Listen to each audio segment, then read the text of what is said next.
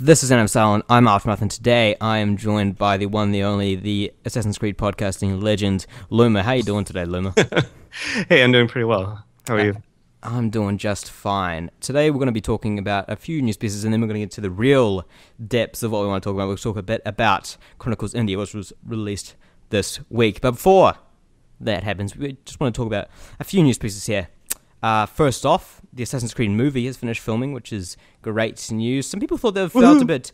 Exactly. Some people thought the filming seemed a bit short, but looking at other movies, it actually hasn't been that short. It's been 4 months, and most of the movie is, of course, adding in the special effects and everything in post-production. So I don't think there's anything to worry about. I expect lots of CG explosions and such. Yes.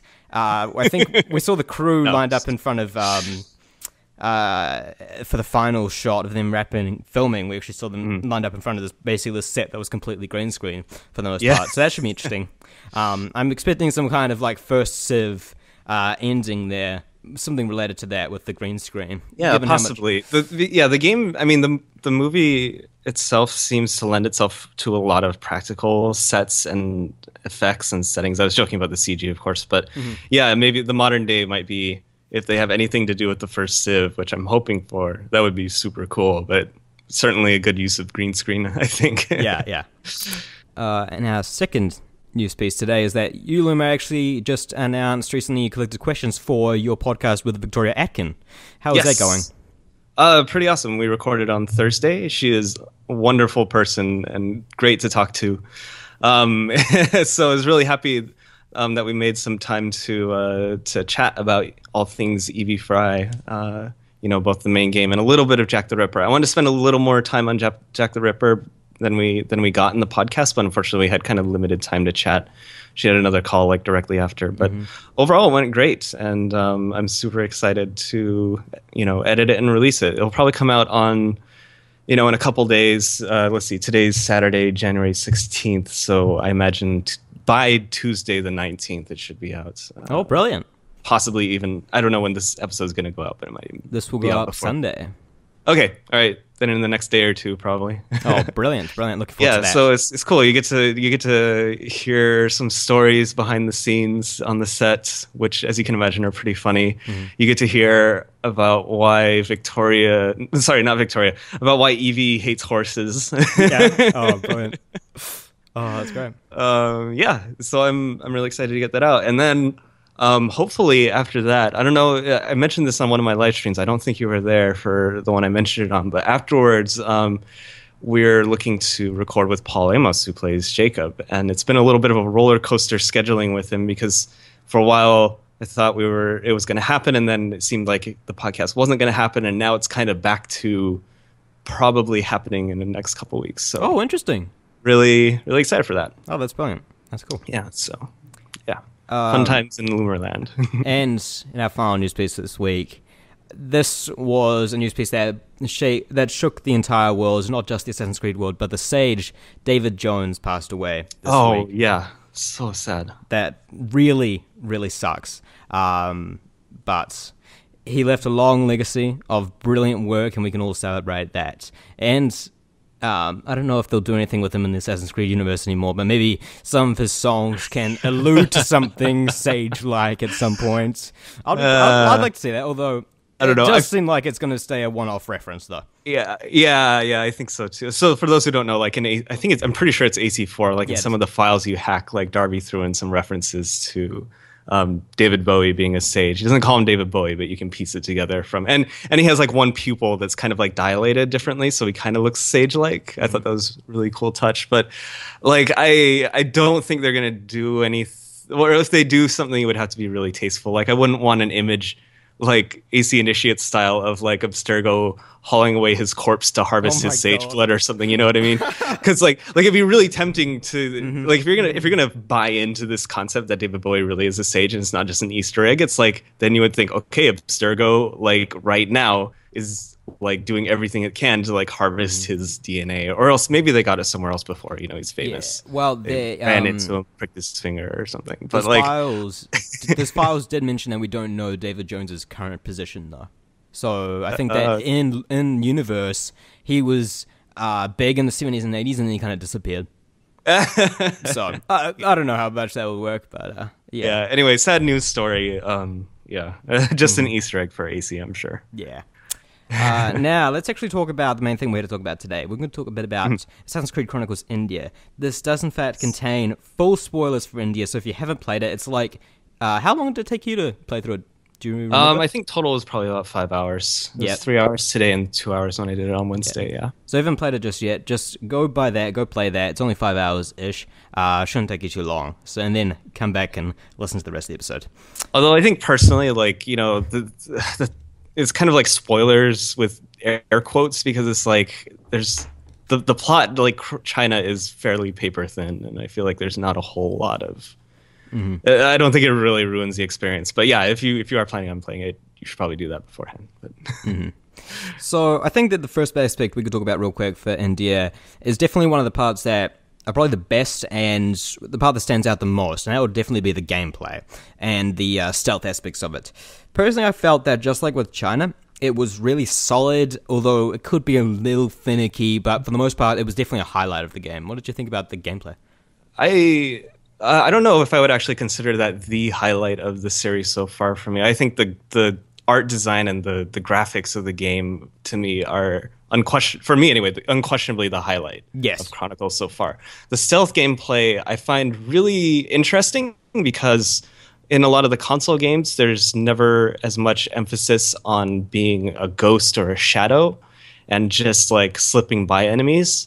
In all of the console games, it's about being an assassin in the most literal sense of the word, where you're actually killing your way through areas. And if you want to try to go undetected, you can, but you're not rewarded for it, and it's a lot more difficult. Whereas this one very squarely places an emphasis on that type of gameplay. So I think it's really cool in that aspect. And for the most part, yeah, it does work pretty well. For me, I felt, I don't know, you probably saw this when I was streaming today. I literally just finished the game like 3 hours ago or so.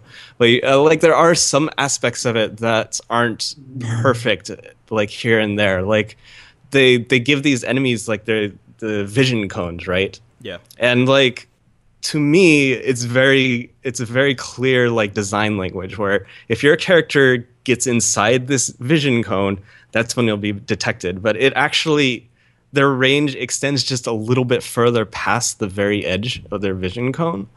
And so there are definitely times where you can get detected even though you're not technically touching it, but you're just like really close to it. And like there's like little bits of gameplay things that are just annoying enough like that it pulls me out of it, even though for the most part it's pretty solid gameplay wise, I think. But yeah, I mean, it feels really similar to China, and China was pretty solid as far as gameplay goes, just little quibbles here and there, I think. Now, there was actually one part of India that's very different from China, and that's definitely the difficulty. I found that India has been far more difficult, especially when you want to handle it stealth and even combat, actually. And I think that a lot of people have actually mentioned that on places like Twitter and Reddit, that it's more difficult. Did you have more trouble with India than China? Yeah, I think I had a little bit more difficulty overall. The problem I have with it a lot of times is that a lot of times it feels difficult, not in a good way, but kind of like in a bad way. It's I haven't played like Dark Souls and Bloodborne, but that's like the good kind of difficult, right? Yeah. Like probably the sequence I struggled the most with in India was probably the sniper rifle area, where the one where you have to kill, and you saw that live, right? Yeah, I did.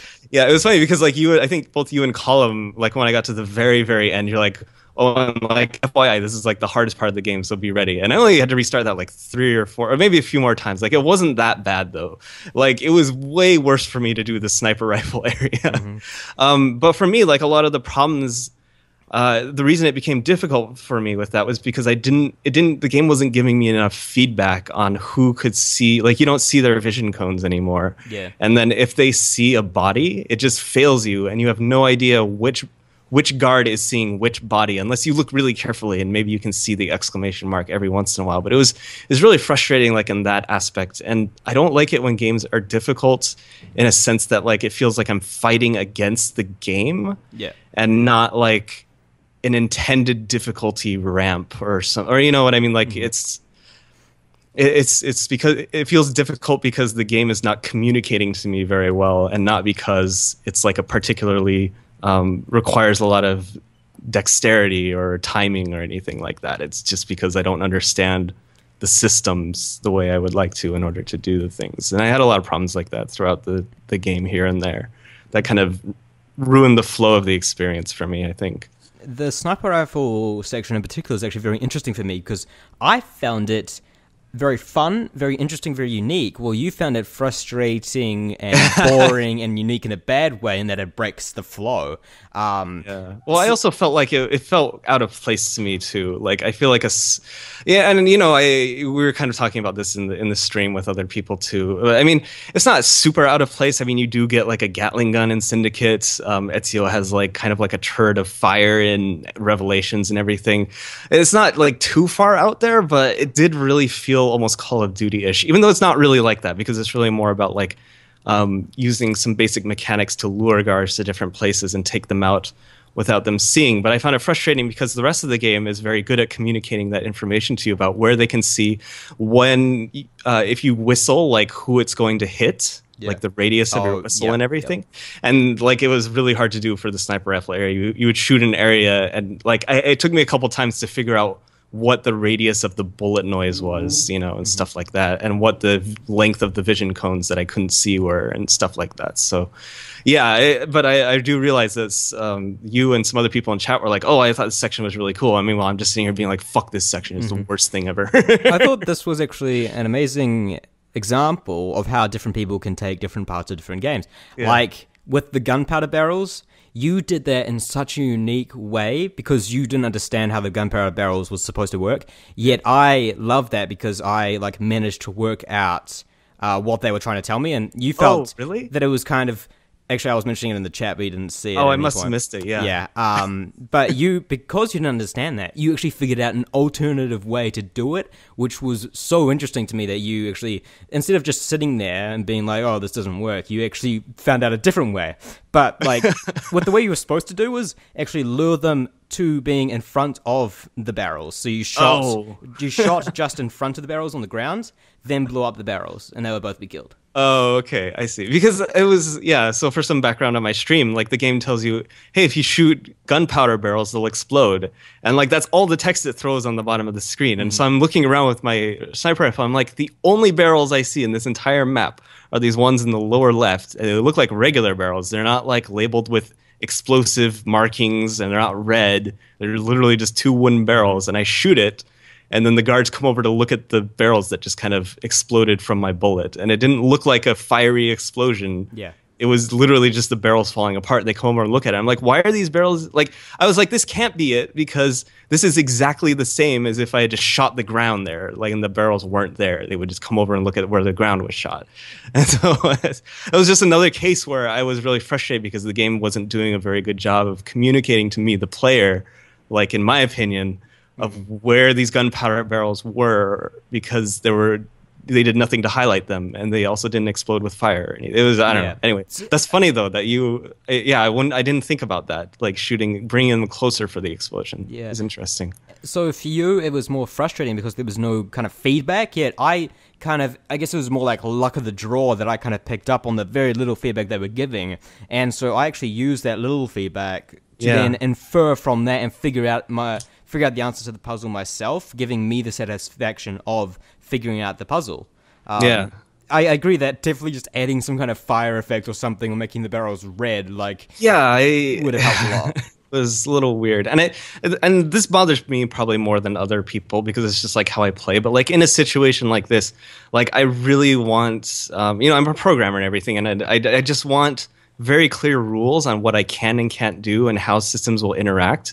And then it's like, then just let me play around with that to, achieve the result of killing these 10 guards or whatever. And if I find out, and if the rules aren't clear to me, then I get really frustrated because I'm like trying to, that's just like how I work, so. Yeah.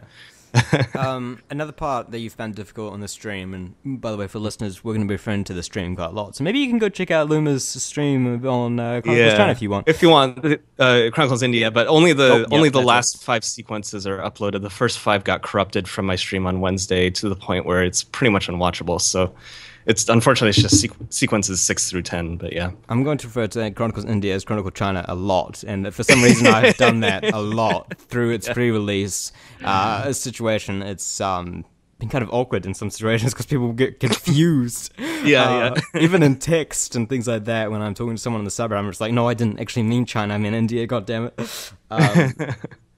Yeah, and so then later on, like you mentioned the 10 people part and the different guards, because there's a lot of different guard types in India for some reason, as opposed to China, where there was too only much like for me to keep track of. And they just flash. This is a problem I have with the game in general. So they just flash text at the bottom of the screen for not a super long time, and it might be really important information, and it just goes away. And like, I know you can go back to the database and look through the tutorials, but it's just like a lot of these guards look pretty similar, and there's so many types that I just didn't realize that one of them was you couldn't air assassinate or whatever, or assassinate.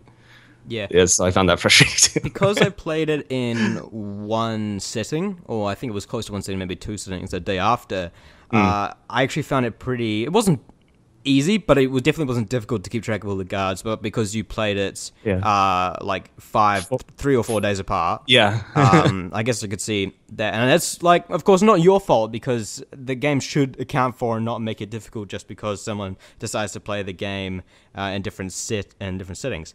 But it's an interesting way they handled that, I definitely think.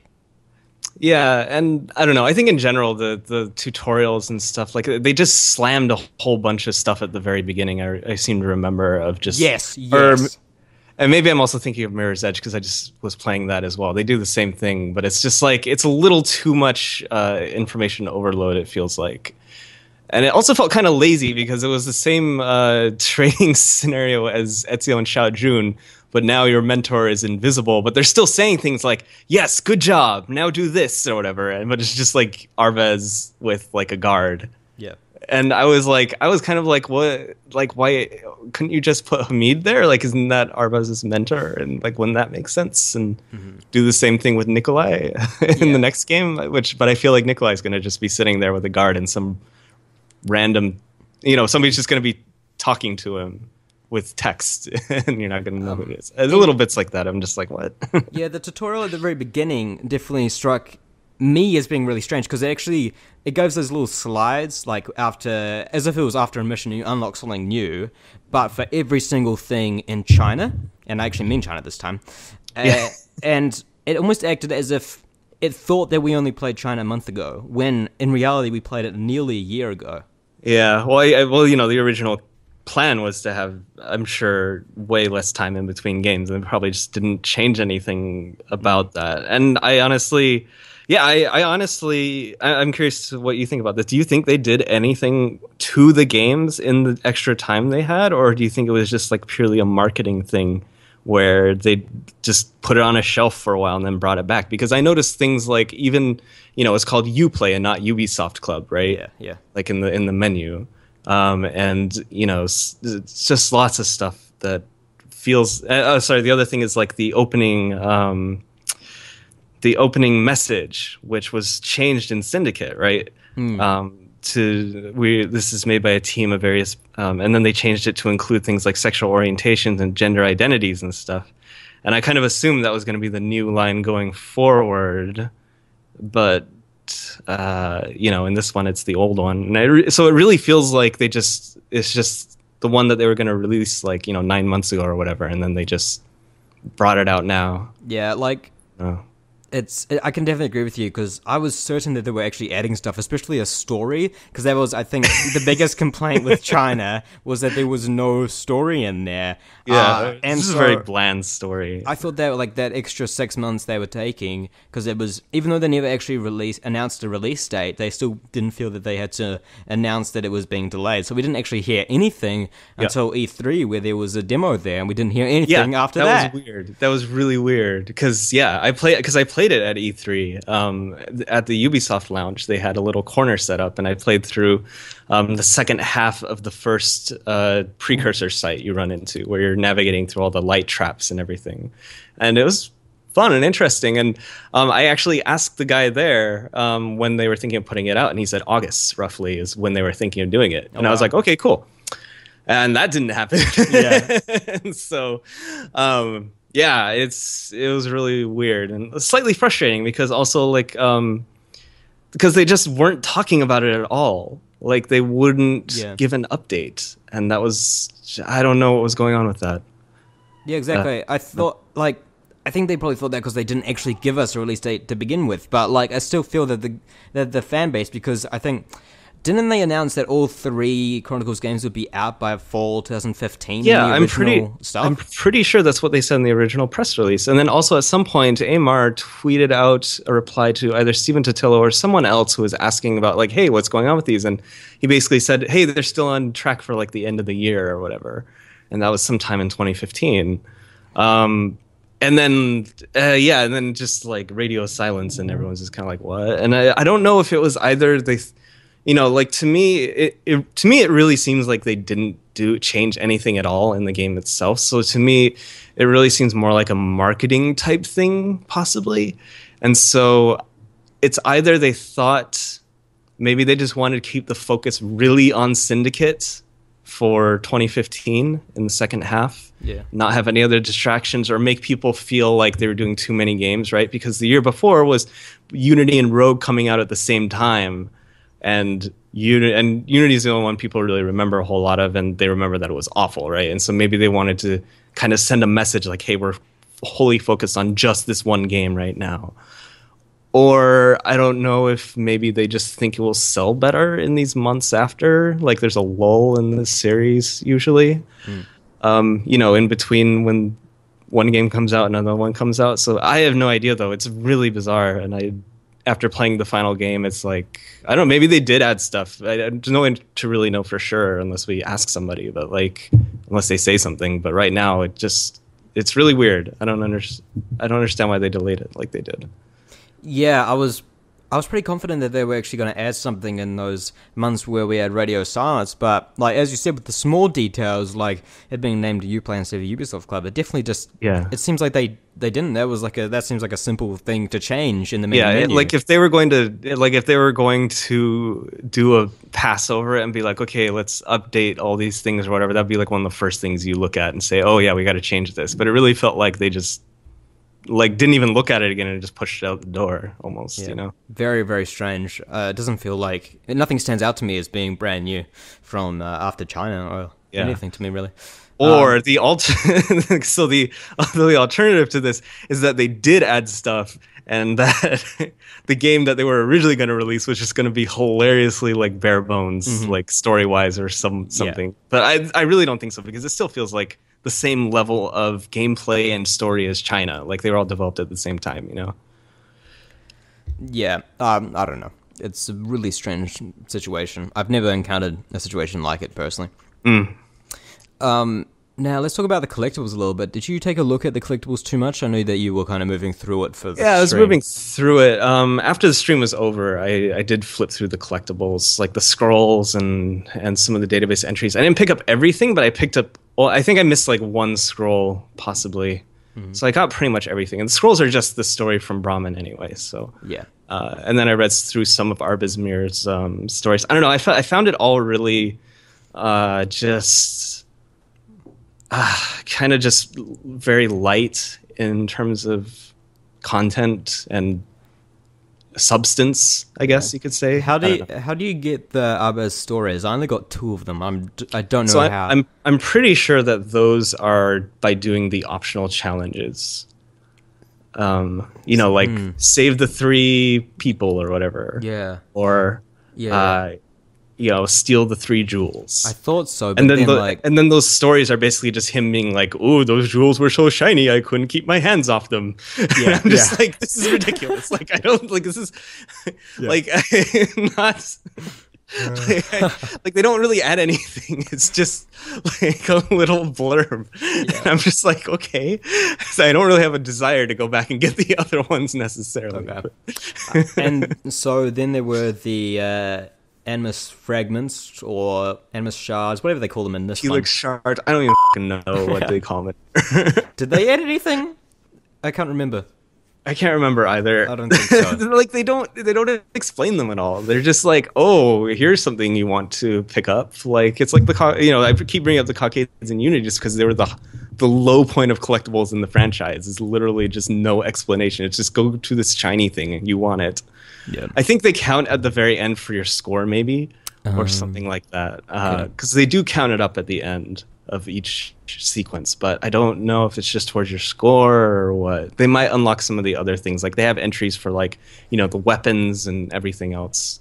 So it might have been something like that, Now, there was actually one collectible that was interesting, and it was the side objective on one of the missions was to basically find these hidden markings, and they told the story of Iltane, who...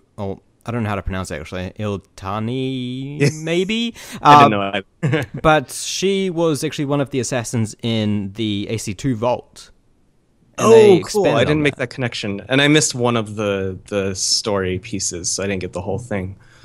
Oh, that's really cool, though. Yeah, so there's not a lot of substance there either, but it does expand on her taking Alexander the Great's staff, or attempting to. Yeah. And poisoning him. So that's I found that interesting, especially how much it focused on, especially that section of the game focused on Alexander the Great. There were always all the guards talking about, oh, this was Alexander the Great's castle and things like that. Yeah, when exactly. They were in Afghanistan. I did think that was really cool. I would like to see more stuff like that. It's definitely probably the only thing in the entire Animus database collectible stuff that I thought had any substance at all to it. Yeah. This was actually my first learning of the fact that Alexander the Great had a Staff of Eden, but I don't know. Yeah, I didn't remember that either. Yeah. It's fair enough. I guess collectibles. That's pretty cool, though. I think that's it for collectibles, isn't it? Oh, there's also those hidden numbers are back from China. No interest in those? I mean, it seems like... I mean, correct me if I'm wrong, but I think we need all of the numbers from Russia before we can do anything with them, right? We think so, although I don't know what we'll do with them when we do get all the numbers. I assume some kind of... some kind of code, maybe, or... I'm... Sorry, go ahead. Like some code breaker out there knows some kind of code that uses 3 sets of 4-digit numbers. Yeah. I don't know what we'll do with them when we do get all of them, personally. But so there's 3 sets of them in each game, and in total there's 3 sets of them, and there's 4 digits in each. Yeah, it's strange. Yeah. I don't know. I'm reserving judgment until we see what it actually is, because right now all it comes across to me as is like a really poor imitation of the glyphs, but without any. The glyphs were cool for several reasons, right? One, because like they have a fun backstory to them, right? It's from Clay's time in the Animus, and he's like leaving these pieces for you behind the glyphs.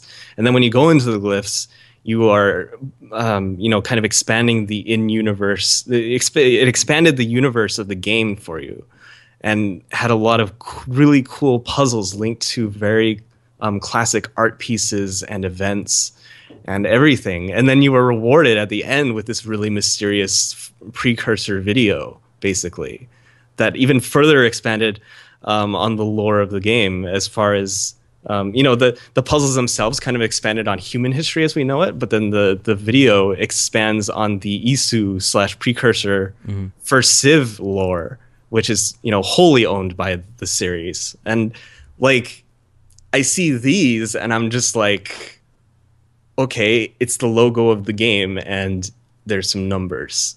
Yeah. That's all they're giving me right now, and I really couldn't care less right now what it is. Maybe once you put them all together, you'll go to a website it gives some backstory to it and a reward. But until I see that, it comes across really like a very, very poor shadow of the glyphs to me. Mm. You know what I mean? Now, let's move on to what we can both say is the highlight of the games, as you told me earlier. But the art. What did you think of the art in India? In China, it was very colorful for what it used, but it was mostly gray with highlights of red. And this one, it was even more colorful. There was so much color. It was, I personally really enjoyed it. What did you think of it?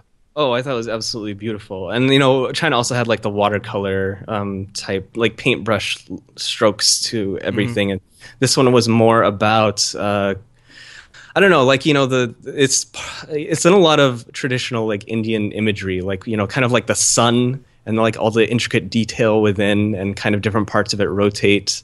And they would use those as like the transitions in the cut scenes and also in some of the backgrounds. And like, as you said, it's like, this is easily the most colorful Assassin's Creed game like I've ever seen. And it's just really beautiful. Like I mean, we saw all the different art styles when they released the first trailer for this, and all three of them were unique and wonderful. And Nikolai's is going to be in the style of like Russian propaganda art and everything, with like a lot of red and black and like this paper and very strong, sharp lines and bold lettering and like bold colors. And like, I'm just really excited for that too. Like these are the things that I take away from the Chronicles series that I really love, is just like the sheer artistry on display as far as the visuals go. And the soundtracks have actually turned out to be pretty good too. I've enjoyed those a lot too. But yeah, definitely I thought the art in India was beautiful. They did an amazing job with it. Yeah, I really enjoy how it's all unique and also all fits the time period and the location at the same time. Yeah, and the culture, right? Like it's also a cultural thing with, the Chinese calligraphy / like brushing and art, and then like, like I was saying before, the Russian propaganda posters and everything. Like it's really, really great. Yeah, I really like that. And I like how they use it in the cutscenes, and the backgrounds were very interesting. Just with China, they did the backgrounds amazing, and like mountains and rivers and waterfalls and cities in the background. They did the same thing with India, where we have the mountains, we have rivers, we have vast cities, we have the amazing spiral sun and things like that. It looked, I could just like watch the background as I was running around, and it was just as entertaining as watching all these guards chatter about things. Yeah. Now let's talk about, we went from a really positive to a really negative, because I want to talk about the story now. Yeah, that story. What did you think? So I don't know how prevalent this opinion is. I didn't really care for it. I thought it was maybe a slight notch above China's, which I hated. Like, but it's not much. But like, then you have like Colin and like, I think Marco from Access the Animus. I think it both said like they really enjoyed the story, or at least a lot more than China. But to me, it wasn't that much of a step up. And there's still kind of okay. I don't know how much you want to get into the specifics of the story, but overall, I didn't really care about the characters, and the enemies were maybe a slight step above the ones in China, because from China you're just going from Templar to Templar, or like evil villain to evil villain, and you kill them and you don't really know anything about them, you don't care about them, they're just faceless like people you kill. India had a little bit more going for it. I thought the interaction where Arbez spared that one guy's life was kind of a nice touch, even though I found the dialogue a little awkward. As I brought up on the stream, because he's like, you will have to live in shame knowing that an assassin beat you. And I'm like, that's not, like, assassins are pretty badass. I don't understand why that's like a shameful thing. I said, it was like, if Mike Tyson beat me up, I wouldn't be like, I can't, like, you guys, I have something really shameful to say, but I got in a fight with Mike Tyson and he won. It's like, no shit. Like, but Arbez Mir. That particular exchange I found interesting, actually, that you actually liked that. But for me, it just seemed like, really, you're not going to finish the job? Like, this guy's been causing atrocities, rampaging across India with his army, and you're just like, true. Oh, hey, I'm Indian. I don't care if he's attacking my people or anything. Let's just leave him because it's respectful. I thought it was interesting in the fact that it was not just the typical good guy versus bad guy, good guy kills bad guy and moves on like China was. And like, but yeah, taken, like, if you look at it in the broader context of the story, it's really weird because like, it depends on how you play it, I guess. But like throughout the series, and especially like in Brahmin, like Arbez will kill people. Like he kills people all the time. And then suddenly for this one guy, he's all of a sudden like, oh no, I'm not going to kill you. And then people in the chat were saying like, oh, that's against, he's like, Arbez followed the creed there. And I'm like, what about all the guards like I just slaughtered on my way here? Are you guys not concerned are you saying like he's breaking the creed there? And there's always been kind of like this disconnect in the Assassin's Creed games between the tenet of the creed that says stay your blade from the flesh of an innocent, and the fact that you routinely kill guards that are just doing their job. And so I thought it was actually really interesting in the very beginning where they kind of where they say like, oh, these are just like regular guards. Arbaz is his creed forbids Arbaz from killing them, and it's their kind of way like forcing you to try out the stealth mechanics. But at the same time, if you're going to call it out like that, then later on it kind of begs the question, like, what about all these other people you're killing? Like, are they? It's like you can't really have it both ways. But this is one of the few games where you can get through it like without killing any of the guards if you want to. So I don't know. I find that really interesting, it's because it's one of the few games to kind of tackle that in some way, that kind of disconnect between the creed itself and the mechanics of a game where you kill a lot of people. Yeah.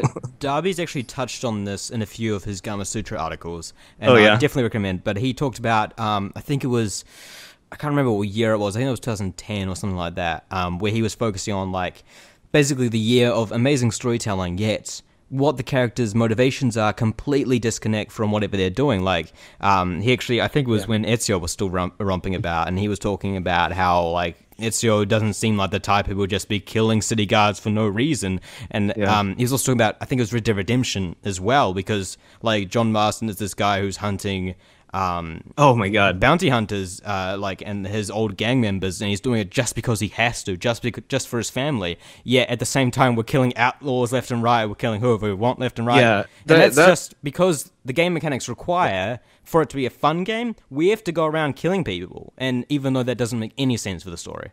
Yeah, and it also, I just finished Red Dead Redemption like a couple months ago, and like I had a lot of issues on that front with John Marston's character, because he's like such a goddamn, like he talks such a big game in the cutscenes, and like everybody's just using him. They're always like, oh, like I'll do what you want from me, but first you got to help me with this. And then he does it. And he's like, okay, now we're going to do this for real, right? And he's like, yeah, we will, but come with me and do this. And he's like, well, if you don't do it next time, one of these days. Yeah. Meanwhile, you are like you fucking shoot guys in the head left and right in the middle of these missions or whatever. But like as soon as it comes to a cutscene, he's just like a total pussy. And I'm like, God damn it, John Marston, like follow through with your threats and like show some balls, because it's a huge disconnect between the character in the cutscenes and the character I'm playing as in the game world in these missions. And I have read some of Darby's articles on Gama Sutra. I don't think I've read that particular one, but I know that there have been other times when he's talked about these type of things and how working on AC4 was kind of nice because the actions of the previous assassins actually kind of resembled more like pirates than assassins as they're written, like Ezio going around basically robbing chests from people's balconies doesn't really fit him all that well. But Edward running around opening up people's treasure chests and like taking all their shit, like it's totally Edward. I love it. Yeah. It's one of the reasons why AC4 is such a great entry to the series. Now, I just want to return to that one character in his assassination we were talking about just a second ago. For anyone that's not following along, we were talking about Burns, or to everyone else, that guy with a vaguely Scottish accent. Mr. Burns, actually. But actually, when we first meet him, like in person, Arbaz is like, Burns tries to introduce himself, and Arbaz cuts him off and says, I know who you are. And that's actually before he introduces himself. And I'm just like, I don't know who he is, Arbaz. Can you shut the hell up so I can learn who he is?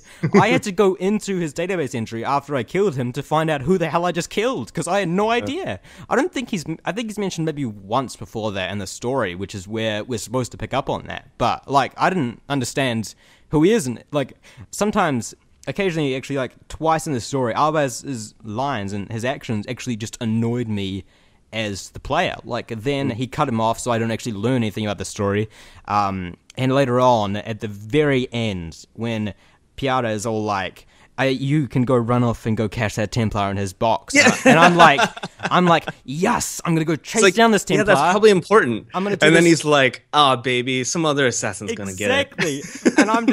And I was like, yes, I'm going to go chase down this Templar. I'm going to get this box. This is going to be the most epic mission in the entire game. And then his actual line is, no, I'm never leaving your side again. And it's like, no, Arbaz, I don't care about this woman. I want to go get the box. I want to hunt down this Templar. I thought that was dumb too, but at the same time, I also find it. I'm also just. I also kind of find it hilarious, just this idea, like in my head, of Arvaz being like, "Baby, it's sexy time. Someone else can go get that damn box. Yeah. Like, I just went through hell to get you. Let's go." Yeah. Like, but no, I thought that was dumb too. But I don't know. I wasn't expecting much from the story, and I didn't get much. Like at the end of the day, like China is basically like, oh, someone has the box and we're just going to kill people until we pick it up. Oh, now the box is in India. And India is like, oh, now they have the box and the diamond. And now let's go chase after and get those. Okay, now we have the diamond but not the box. And like all the stuff that happens in between feels really just incidental and not memorable, and just like you kill some people. Yeah. You don't really know who they are. I don't know. At least they didn't try and make the Koh-i-Noor a metaphor at any point, and then Oh my suddenly God. make it not a metaphor. Yeah. No, but you know what? So can we talk about the Koh-i-Noor? Yeah, sure. Okay, so this game, like the thing that I hate the most about the Chronicles games. So the thing I love the most about the Chronicle games is the art style and beautiful settings, all of that. The thing I hate the most is how it seems to actively undermine the lore of this series. Like the lore would be better off if these games didn't exist, I feel like sometimes. Because in China you had that crap with like, oh, it's both a powerful artifact and an empty box that's just a metaphor, which is in itself confusing. And then it's also all the crap about how like it's just very clear to me that Ezio's box was never supposed to be anything special. It was literally just supposed to be a fucking box. Yeah. And like there's a lot of dissonance that arises once you try to reconcile what you see in Embers and what it actually is. And it's like, okay, when did he get this? Why does he say the things to Xiao Jun that he does? It makes no sense. And the Koh-i-Noor, I've always, like, ever since I read Brahmin for the first time 2 years ago, I've always imagined it as like one of the big things of this story arc, right? Because I have my copy of Brahmin here. Let me read what, hold on.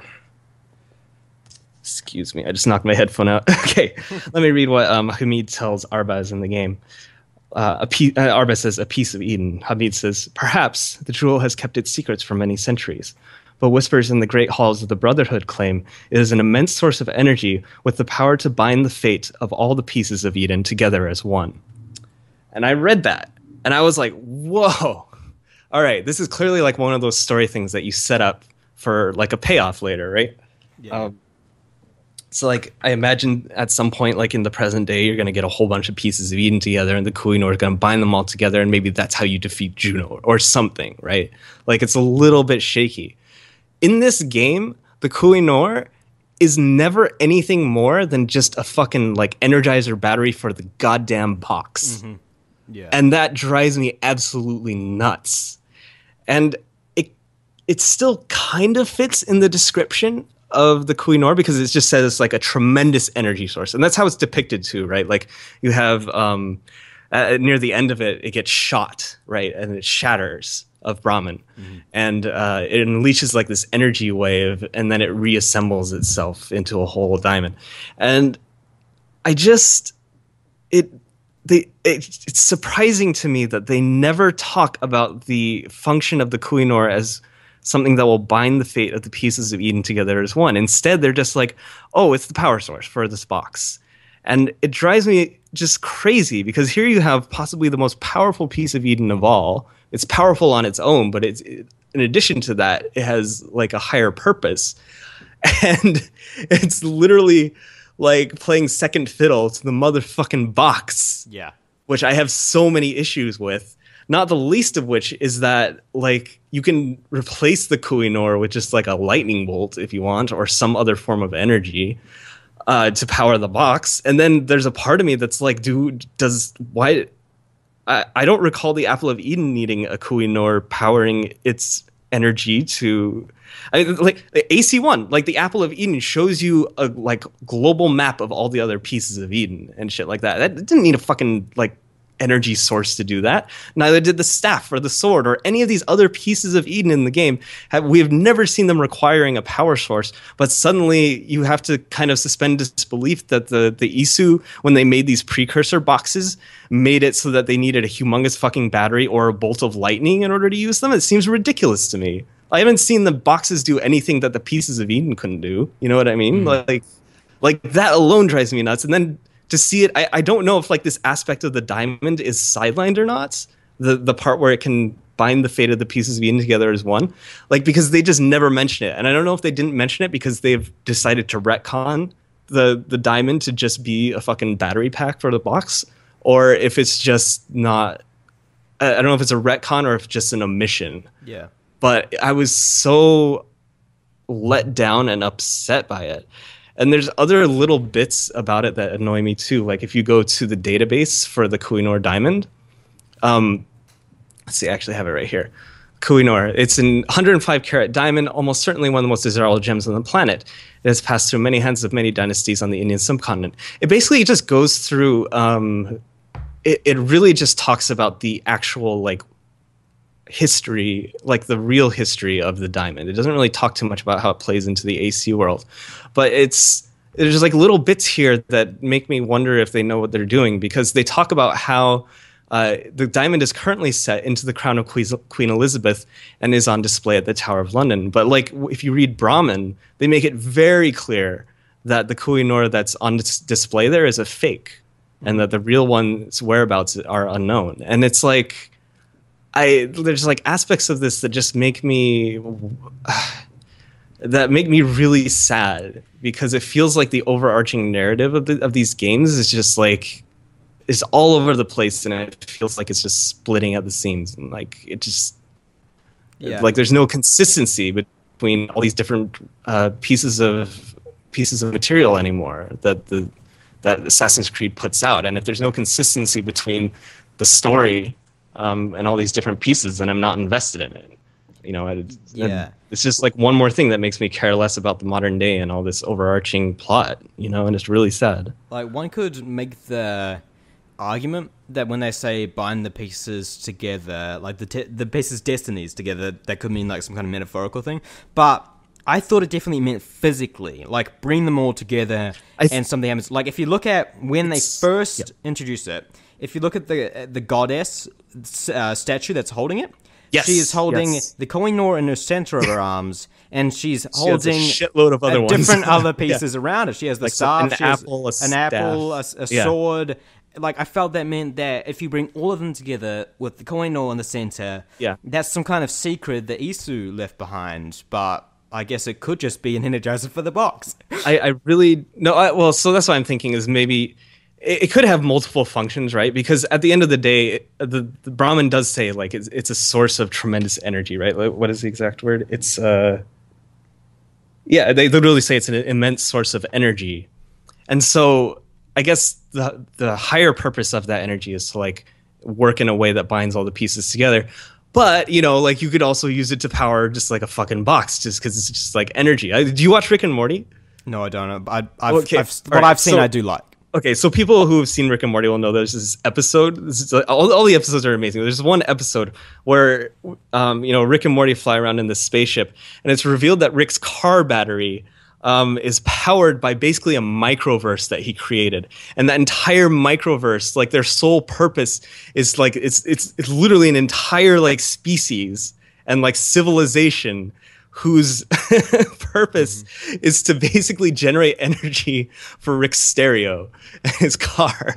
And it's like it's an amazing episode, and it almost feels like the Kohinoor is like this immense like intricate thing, and it powers like a precursor box. And it's like, to me, that's like what it's like the same thing, and it's kind of hilarious and just ridiculous at the same time. Yeah, it could be a few different things. It's just really unclear right now. Definitely the Chronicles haven't cleared up any questions about any of these things, really. Yeah, we'll see where it goes with it, but I was just it drove me a little insane, because I've been holding on to the Kohinoor as like one of the few things that I'm really excited about in the modern day and in the future, and then this game is just like, hey, guess what it's used for? The box. And I'm just like, fuck you, box. I guess we can talk about the Kohinoor a little bit more. No one likes you. Sorry. One more quick note. I was going to say, I think you're right about it being Another thing that points to it being an actual physical thing that it's supposed to be with the other pieces of Eden is that in the modern day, one of the modern day assassins, I don't remember his name, but he gets shot in the head.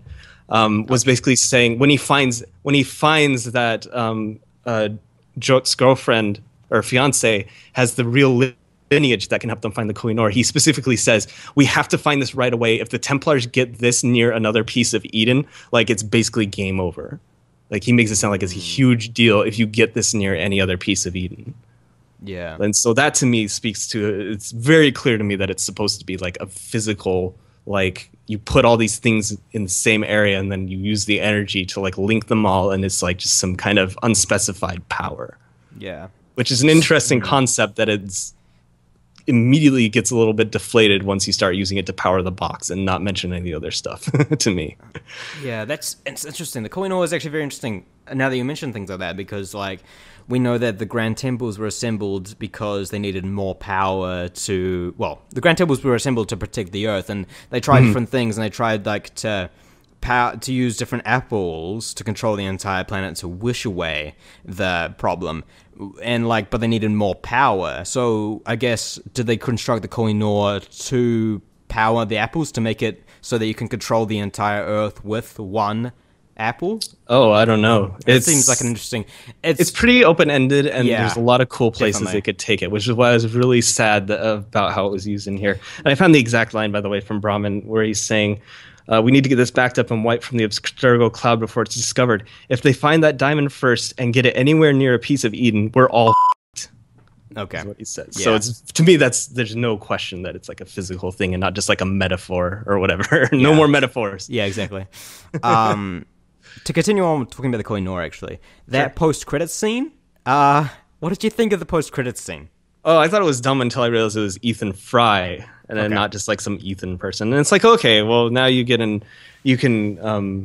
see. I thought it was just I haven't read Underworld yet, and I forgot that the guy's name was Ethan, the Fry's parents, and he's just like, here you go, Ethan, like here's the diamond, and I'm just like, okay, whatever, like because if it's just like a random person, then you don't know what happens to it, and it's just kind of a worthless cutscene to me. But once I realized it was Ethan Fry, it's like, oh, okay, now you can kind of start to think about how it might have passed down, like how it starts to open up a lot more possibilities, like in my mind about I guess that kind of what happened. I guess that kind of self-filled for me, given that in Underworld, Arbaz and Ethan Fry are good friends.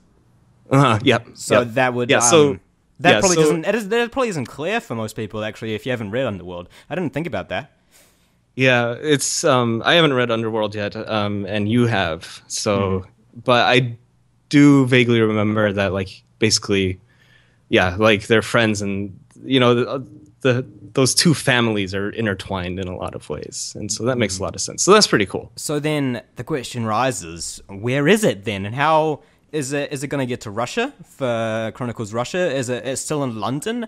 I don't know. Evie is the fanatic about the Kohinoor, and not about the Kohinoor, but about these pieces, and she has learned about them from her father, and her father's taught about them, about how dangerous they are, and yet she doesn't know or secure it, or is it secure so that she feels that she never has to mention it in the game or in Underworld? It does seem really weird in hindsight now that we've played through India and seen how important this is, and like the connection it has with the Fries, that it wasn't mentioned in there. But I think the most likely thing is, it's probably just already locked away. Like, we're not exactly seeing Evie going after her first piece of Eden, right? Like she's obsessed with these, and it's quite likely that it's just stayed in the family and it's in a safe place.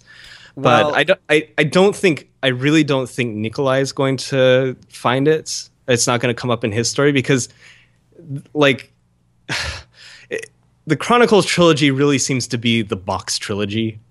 And so it's like, oh, we got the diamond, and someone else will find the box. Yeah. And, like, that's how China ended too, right? Xiao Jun's basically like, someone else will find the box. Someone else will find the box. Can we also just point out that I'm really glad that they didn't just give like fucking British accents to every single character in this game. Yeah. Like, that goes a really long way in not making me roll my eyes every 5 fucking seconds. Like, oh my god. But it's funny that you mentioned that this in Syndicate, this isn't her first, Evie's first piece of Eden that she chases after, but it is. Is it really? Technically, her first piece of Eden would be Brewster's apple, which is destroyed in the blast. But that's considered their first mission. Like, well, the way they talk about it, like the way Jacob's like, oh, those things, like you believe it felt to me, it implied more of a history there, and maybe not so much in going after them or handling them, but maybe her obsession with them is what it was referring to. It's definitely supposed to be she's studied them, she's looked them up, she's talked with her father a lot about them, but Ethan died like 2 weeks before Syndicate begins, and this is their very first mission, literally, when George Westhouse is telling them on the train. Is that from Underworld? Yeah. It's called It's called their first mission, the first assassination, is called their blooding, which I think is that term is new to Underworld, but it's considered their first assassination, their first actual mission. And so that's actually much more important than it's made out to be in Syndicate. Yeah. The twins' experience there. Yeah, okay, thanks for clearing that up for me, because I had no idea. They really just kind of paint it as like, oh, here's another one of those wacky Fry Twins adventures. Yeah, like actually, a lot of people thought that the twins. A lot of people think the twins are master assassins at the beginning of Syndicate. I think the marketing mentioned that at some point, but they're not. They're brand new, straight out of training. This is like some of the first times they've worn their assassin gear. Wow. Okay. Well, so that's cool. All right. Yeah, I just want to know where the Kohinoor is now, though. Like, yeah. It really seems like they're still planning on using it in the future, and hopefully not just to power their fucking precursor boxes.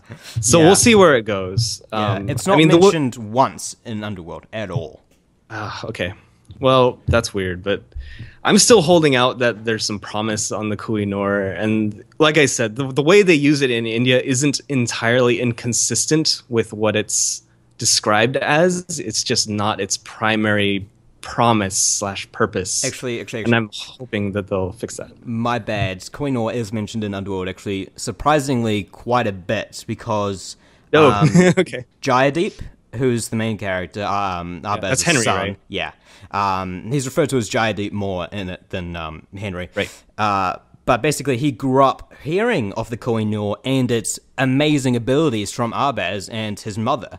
They basically tell him stories every night of how amazing it creates projections of other worlds from this Kohinoor. Oh, wow. So that actually began his fascination with the pieces of Eden. So he mentions that quite a bit. But it's never mentioned as in, like, I have to go get it back from the Templars or anything like that. Maybe that could be a storyline, actually, like Evie and Henry go after the Kohinoor. I don't know. That would be fun to see, personally, but I don't see that happening.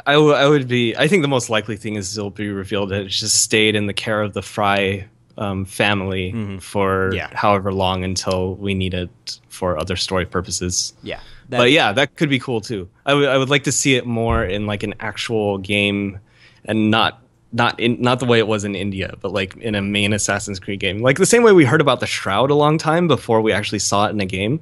I would love to see the Kohinoor like in like a future main console title, like have it be the central MacGuffin or whatever for the story. So there's one other aspect of the story I wanted to talk about real quick. It's also negative. No. The inclusion of 2 separate temples in this game standing out is very strange to me, because suddenly they weren't these rare things anymore to me. Like, in the entire Assassin's Creed storyline, there have only ever been 2 temples, by my count, only 2 temples, and then another few vaults, which were separate. And then like the observatory is like its own thing, and these resemble the observatory, I feel like, more than the others, with the way the security systems work and everything. But like, they were calling them temples, especially like with, I think the only 2 that I can actually count were Brotherhood, which is the one of the Colosseum, and also Assassin's Creed Juno's 3, Temple, which is exactly Juno's Temple, and then the Grand Temple, and then the Grand Temple. So those are the only 2 that I can think of, and then there's a few other vaults here and there, like the Observatory, and also the one in Syndicate, and the one in AC2, which is hiding Minerva under the Vatican, and the Syndicate one is hiding the Shroud. But then suddenly we have 2 temples. I can't even remember what was in the first temple. Do you remember what was in the first temple? Like they just go there with the box and the Kohinoor, and like project the map, right? Of some. I honestly, Yeah. I honestly don't really follow a lot of it. Partly because it's written weirdly, and also because in my mind these games are like, like to me these games are almost non-canon. Like I selectively block out a lot of the shit in these games and just like, okay, they went to some like temple and I'm not going to read too much into it. I'm not going to be like, oh, which temple was this? Which defense mechanism for the earth did it contain? Like I'm just like, okay, whatever, they're at a precursor site. From what I remember, it was just like you go, like they just went up and used it. I don't know if it was shit. I don't understand. I don't remember. You just track them there, and then I remember them using these games are not memorable to me. Like the story, like at the end of the day, I'm just like, okay, so now you got the box and the diamond, and you have the diamond but not the box. Like because they don't really add anything to the lore other than that. Like, and then eventually they get to the second temple, and he's like reaching out to something that looks like just like a rectangle or like something. A pedestal is what it looked like. Like a pedestal, yeah, or something. And then they're just like, whoop, whoop, whoop, we're gonna save that for later. You can't see that now, or something. And I'm like, you're assuming I give a shit right now what you're showing me, because like these games have already fucked up the lore so much. Like anything you tease at me almost has no meaning. Yeah. So I don't know. It's funny you should mention that, like that pedestal, because of the dialogue there, I thought that the box was on the pedestal, because he says, like, this must be Ezio's box, or something like that. I swear I thought he was saying, that. like, oh, this is what you came here for, or whatever. Yeah, and then I think they were just teasing us, like, without that's what I thought. I thought there was Ezio's... I must have misheard, like, something in the background or something. Like, I thought Ezio's box was on that pedestal somehow, and I was like, how the fuck did it get from China to under there? But I have no idea. Well, I was under the impression that they had the box, like, since the start, basically. That it's in the hands of the Templars pretty much almost throughout the entire game, except for some parts where you retrieve them, I guess. But, like... I'm still confused about the box. Like, it's just really difficult. I think one of the basic problems I have with the story in all these Chronicles games so far is that it's just really, like, the tools they have for telling the story. Well, one, they're just poorly written. But number two, like, the tools that they have for telling the story are really bare bones and, like, probably some of the worst tools in the entire series. Like, you basically have this really, really limited in-game cutscenes where you will never see like anybody show any emotion whatsoever. It's usually limited to like a close-up of you stabbing someone, right? Like there's not much you can do in terms of cutscenes. You can't have like a real emotional exchange or anything. And then they cut to, one China where these like, paintbrush style like cutscenes, but they're still just still images. And they're done stylistically, but also sometimes from weird angles. And it's not always easy to see exactly what's going on and following what's going on. And the other big problem is I honestly just don't give a fuck. Like I'm also not invested in this story because they've given me no reason to be, and so I don't pay attention as much as I should. As well. Like I just like the basics of this story and the one before it is really just like, here's a box goes here, here's a diamond and box go here, and it's like where the only thing that matters in these stories is where these things end up. And so I mentally check out of those cutscenes, and so then when you come back with questions like this, I'm like, I honestly don't fucking know. Like it's really bad. So I'm just confused about what the temples were doing, and I felt that they were suddenly these common things, like the British discovered 6 or 7 of them during the colonial period or something, and like I don't understand, and a bit confused. I think it doesn't bother me as much as you. I think because I just kind of roll with it. Like the story in general just is all kind of just it's clearly just a mechanism to get these boxes and the diamond from one place to another, and like if they show off a temple, I'm like, whatever, it's a temple. But yeah, I can see I can see where you're going with that. I hadn't thought about the fact that like not all these like the temples are actually kind of rare, because it feels like we visit a precursor site in every game, right? And so I haven't really been distinguishing those all that much between temples and vaults and the observatory. So maybe that's probably why it doesn't feel that out of place to me. It's just like, oh yeah, of course we're going to a precursor site like in every game. Except this one has 2. Not even at the end of the game, but at the beginning and in the middle. It's like they're almost sequential in a way. Like kind of, it's It's a little weird, but it's And probably one of the least of my problems with the game, honestly. Yeah, it almost seemed like the first Civ set up these so that you go to them in this particular order so that they get progressively more difficult. Mm. Yeah, right. What did you think of the puzzles, though, in those areas? I kind of liked them, like, from a gameplay standpoint. I thought they were pretty decent, yeah. Like in the temples, you mean? Yeah.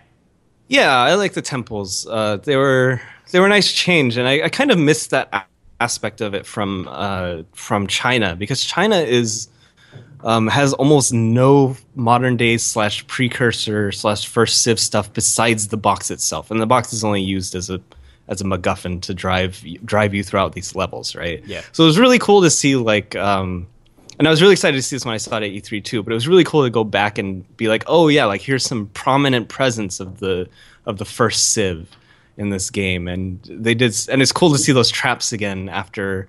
I don't know if we've really. Oh, actually, you know what? We've seen those in Syndicates, like the same defense mechanisms, like the walls of light, right? Yeah. And then Unity, I guess, is mostly Germain's using a sword, but in AC4, the observatory had a really, really similar defense system, and I enjoyed it. I thought it was really cool. I was happy to see it.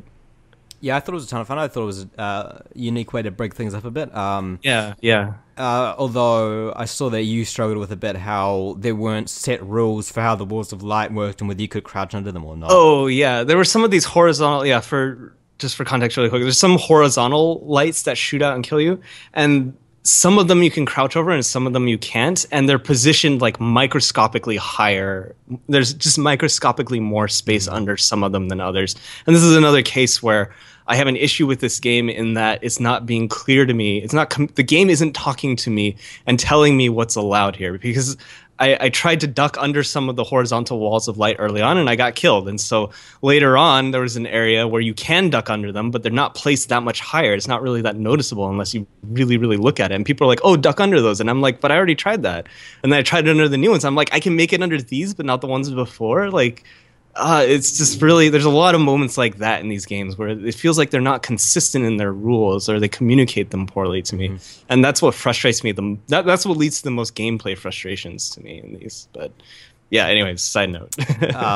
Now I thought we could link it to Underworld, which was, of course, the recently released Assassin's Creed novel to go alongside Syndicate, which, of course, follows Henry Green, the Indian assassin and son of this game's protagonist, Arbaz Mir.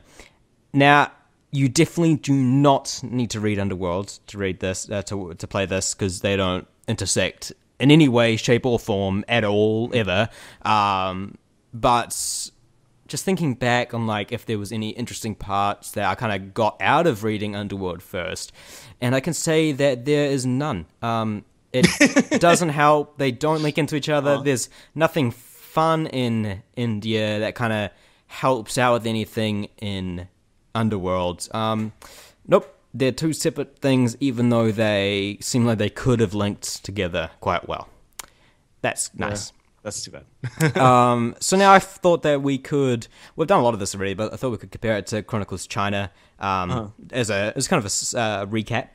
So mostly very, very similar to China. If you enjoyed China, you'll probably enjoy India quite a lot. Same lack of story, although a bit more. Same difficulty style, same stealth focus. Really very similar. Different art style, though. Really enjoyed the different art style. Yeah, the different art style is really nice. I think, I don't know, I would love to hear more in-depth, like what Colum or Marco think about this, because they seem to be of the opinion, at least, that it's significantly better than China. And in my opinion, it's a tiny bit, it's a little bit better in the story. The art is equally as beautiful in a different way, so I'm super happy with that. The soundtrack, I thought they did an amazing job too.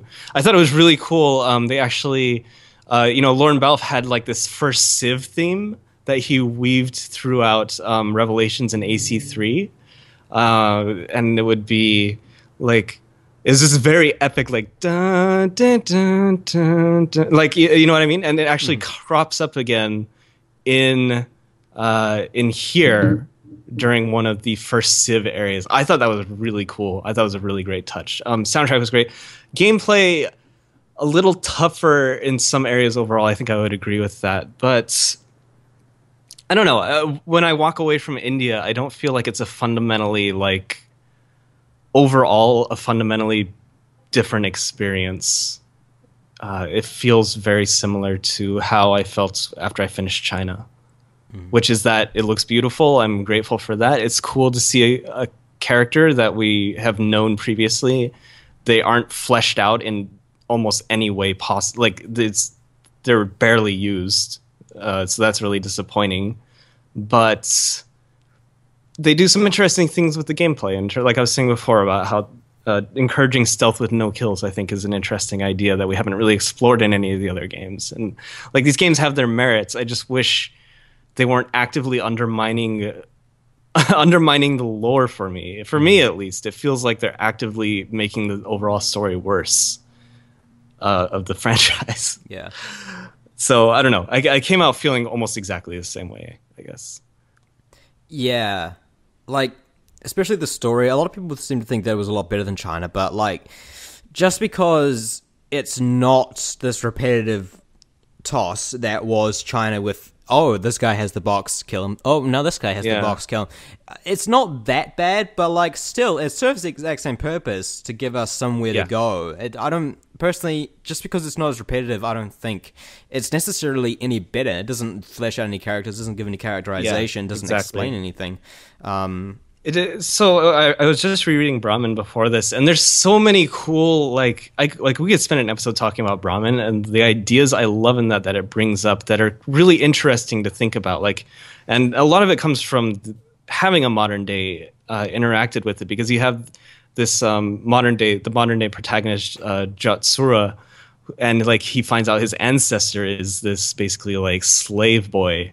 And he gets to watch his girlfriend be a princess, and and his slave boy ancestor is serving Arbaz Mir, and you see how that like reflects his personal life. And there's kind of like this concept of like, are you tied to the fate of kind of like your ancestor? Are you doomed to like repeat their status, or stuff like that? Like really kind of bigger questions.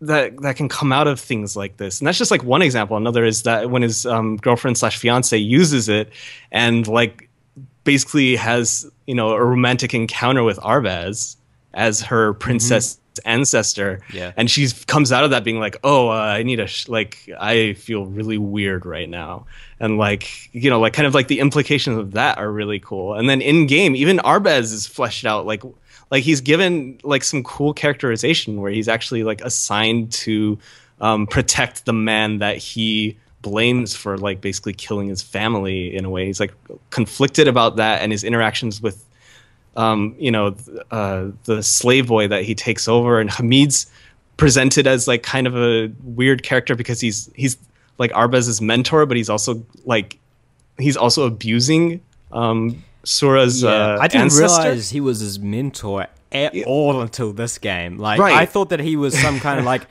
traitor or like informant that Arbaz knew. Yeah, I thought so too. I also thought that was weird when I finally saw this, and I'm like, oh.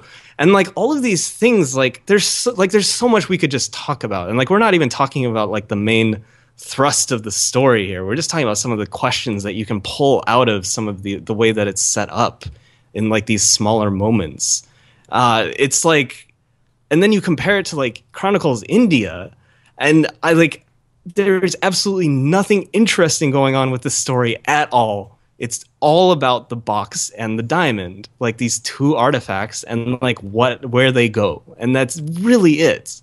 And it's just crazy. It doesn't have any of the things that I like about the story in this series. And I love this series a lot for its story. And so that's, while I can appreciate the beautiful graphics and art and the gameplay has its perks and its pluses and minuses, but like the story just is a killer for me, I was just thinking about this actually. I don't know what you think, but like, now that there's the question whether the Chronicles games are developed by Abstergo or not, given that they have the Abstergo logo. Sure, it looks like it. They erased Abstergo's at the end of Brahmin. They erased Abstergo's cloud servers to protect the Kohinoor, to make sure that they knew it wasn't actually to make sure they thought it was destroyed. now that they've made a game showing that it wasn't destroyed, what does that mean for the modern day? I don't think the people writing this thought about that at all. Like, yeah, I really don't. Like, in the same way that they don't think, it's possible I could be wrong and that there is like an explanation for this, but like that to me just sounds like it's just, I don't even know what the fuck I'm looking at when I'm looking at the title screen. Like, what is my, like, what's my motivation? Come on, like, what is going on here? Am I a person am I playing as me playing a consumer product going into this? Like, they spend absolutely zero time on the modern day in this. Like, they don't try to frame this in any way. And I just don't know what to think about it. I don't know how this ties into the lore. Like, and then these Helix hacks come up and it's like, am I doing that?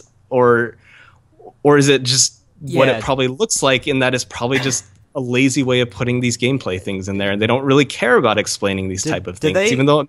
Like, when they're introduced in India, they have that small cutscene with the kind of the orb that's in the center of the screen. Did they have that in China? I don't remember. No. It was... The only thing that was similar in China was the Helix, like, dash between the hiding spots. And that was literally just presented as another training sequence. Except this time, I don't think Ezio was there. Oh, so okay. Like it wasn't a fake Ezio voiceover, Ezio in quotes anyway. But like his character model was not there, his voiceover was not there. It was literally just like how they do the training sequences here, where it's just like, hey, here's this thing and how you do it, like. And so they definitely didn't do the hacking thing. And so it's cool to see that. But then, like, it's, I played the older Assassin's Creed games, and they usually give some context around what's going on with stuff like that. And so I'm like, okay, who am I again? Like, in this context, and who is doing the hacking? Is this me hacking the game to make it easier? Or is this like someone from... Like, is this from someone from the modern day Assassins helping me out, being like, hey, we need you to find this info? But nobody gives a shit about the modern day in this and how or framing this in any way, and that bothers me. Yeah, right, because this has always been like an important part of the franchise, and so this is just another moment that makes me feel not invested in the modern day story, right? Like because they don't seem to care about it. When that orb came up, and I think it's quite early on, like in the first few levels, that you get the first Helix hack thing. And it came up, and I was like, oh my god, is this going to be one of those cutscenes? It's going to be like Initiates. Is this going to be or like Erudito? Cutscene? Like, traditionally, this would be something like either the assassins contact you or Erudito contacts you. I was like, is this one of those? Does it actually modern day in this? And then it cut away, just as I thought that it was going to be open up to a cutscene or a text message or something, and then suddenly it just gave me the thing about this is how you use the new tutorial, the Helix kill, and I was like, I very briefly got excited as well, and then really came back down to earth very quickly. I'm like, oh right, of course, like it's just because they do they make the screen glitch a little bit, like in that fake glitch way. Like they do a pretty good job with the presentation aspect of it. Not so much on the execution and substance of it. Yeah, I don't know. I am very frustrated with the stories in these games, like as a whole, and then especially in certain parts as well. But I mean, it is what it is. Yeah. Now, another highlight that I part of India that I really enjoyed was the challenge rooms. I know you haven't checked them out yet, but I personally really, really love them. Sorry, go ahead. I've seen a little bit of them in the trailer, and they look really cool. And I like that they're kind of making like a comeback, because I think the only other game that had something similar to that was Brotherhood, right? Yes, am I right? I've been asking for them ever since Brotherhood, since Revelations didn't have them. I love those so much. Yeah, it looks really cool. I'm looking forward to playing those in the future, but I haven't tried them out yet. They are a ton of fun. I think there's 3 different types and 2 challenges per. So not quite enough content that I personally would have loved a little bit more. But what there is really nice. And it's this really unique style. I'm not sure what they're going for, because it's not just bare bones Animus like it was the Brotherhood VR. It's like crystals that make up pieces of it, and it's different colors, and it's very interesting. Once again, it was probably just an exercise in design, not anything explained story-wise. Showing off their artistic muscles. Yeah, exactly. As if they haven't done enough of that in the main game. No, yeah, I think I imagine that's probably what it was. Like, here's a modified Animus or something. Yeah, but they're a lot of fun. Fun to speedrun. Andy and Brett from Uber Central and Esco Blades have been having tons of fun with that. I've seen you guys tweeting back and forth like times, and it looks really fun. Yeah, they're cool. It's fun for speedrunning, and China definitely had a big focus on speedrunning, and I think this does too to some extent. But I really enjoy them personally, and going for getting all 4 golds on them. On each one. Yeah, I think it's cool how that's another aspect I think that, Assassin's Creed hasn't ever really put any emphasis on speedrunning in any way before, and this game definitely has more of that emphasis as well. So like the no-kill stealth aspect, I think it's really cool that we get to explore it in some fashion with these games. It's another thing I like that they bring to the table. So one final thing that I wanted to ask, can we expect a tribute video? I really doubt it. I don't know. Well, the basic thing is like there's nothing that I feel really like I can fix. Yeah. Like that was so extremely busted and fixable as the Roger Craig Smith scenario, but that was also a very that was an intersection of a few things that made me want to do that video. One is that it was just not what was in the game was just awful for Ezio's voice, and like I needed the real version of Ezio to exist in this game in some form, even if it was just a video on YouTube. Like I have felt so much better. Like I before we got that recorded, I was just dying. I don't know how to describe it. It was really upsetting to me that was just in the game like that. But I also, a lot of that video was also just me being like, it's almost like my headcanon of, I think it's really powerful to, think about Ezio training Xiao Jun. And I think it's very, as I said before, I think it's very likely that happened, even though you don't really see it in Embers that much. But Ezio was a master assassin by the time he came to Constantinople in Revelations, and he trained with the Ottoman assassins, right? There's this kind of like idea, I think, that you pick up, when you visit other cells of the assassin or whatever you would call them, that you kind of learn from them and everything. And so I thought that there's kind of like this very basic idea, because we had known Ezio and Xiao Jun, and they'd been developed as characters, Ezio over the course of all his games, and then Xiao Jun and Embers, like we know and love these characters. I thought it would be really stunning kind of visually to kind of imagine when Ezio was training Xiao Jun, and then show how Xiao Jun was able to like use those on her future adventures. And if you cut out like if you don't try to tell the story and you just show like the visual imagery and you kind of ignore the fact that the story's kind of crap, like you can kind of almost have your own headcanon that after she came back from visiting Ezio, like she was an even better assassin. And she was just running around all these beautiful places in China doing all these amazing things. And like I felt like that was a worthwhile thing to put together and try to capture.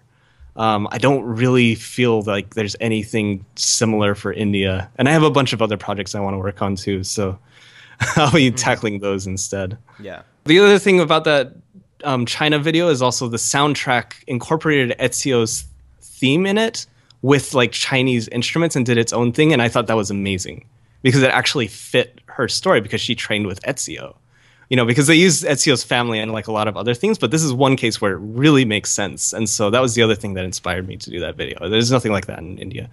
Sorry, I just remember that part. That was the other big thing.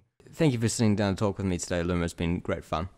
Oh yeah, no, I'm always happy to chat with you. Thanks for having me. It's been great to have you. You can find Loomer at youtube.com/Loomer979, if I remember correctly. Or just youtube.com/Loomer. I have both. That's... I forgot. I keep forgetting that you've changed it since, or added that. The old one still exists too. But yeah. All right. And of course, you can find me everywhere. Aftermath1231. This has been Animus Island. He has been Loomer. I have been Aftermath. And I will see you next week.